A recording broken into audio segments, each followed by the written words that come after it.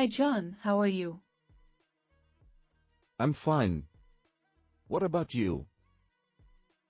Good. How's your work going on? Not great. Why, what happened? I can't cope with my manager. He was fine, to begin with, but not anymore. But that's not the only reason.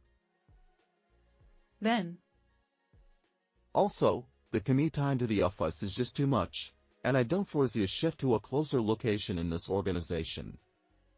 Too much time on the road is taking a toll on me. got it, so have you been applying elsewhere?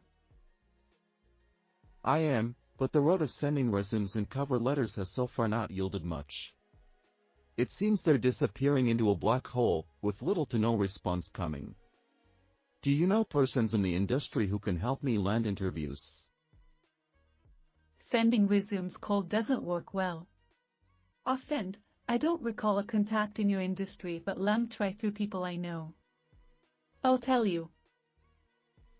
Thanks, friend. Like, share, subscribe, please.